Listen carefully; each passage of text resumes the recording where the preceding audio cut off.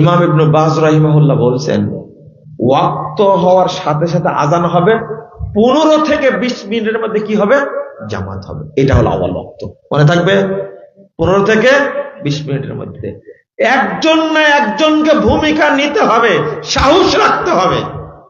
মসজিদের ইমাম, সভাপতি, সেক্রেটারি, মুসল্লিদের বসবে। অবস্থা তো এই, আমরা তো জহরকে মেরে ফেলে দিয়েছি।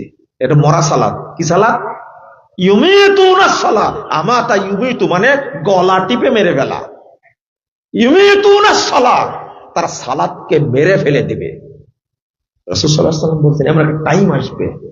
আল্লাহ রাসূল সাল্লাল্লাহু আলাইহি ওয়াসাল্লাম বলছেন, 3601 নম্বর হাদিস মুসনাদ আহমদের মধ্যে এসেছে, ইন্নাকুম সাতুদরিকুনা ওয়ামা ইসাল্লুনা আস-সালাতা বিগাইরি ওয়াক্তিহা ফাসাল্লু ফি বুয়ুতিকুম ফিল ওয়াক্তিল্লাযী তারিফুন।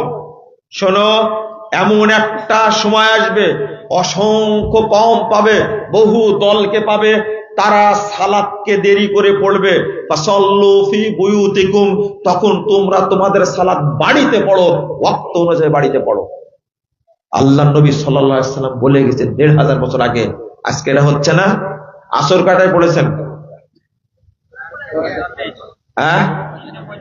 3:45। ওয়াক্ত হয়েছে কয়টায়?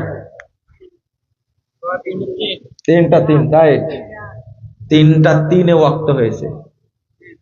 3:03 ওয়াক্ত হয়েছে, পড়লেন 3:45। এটা আমার ওয়াক্ত, তাই না? কে শিখাইছে আপনাকে?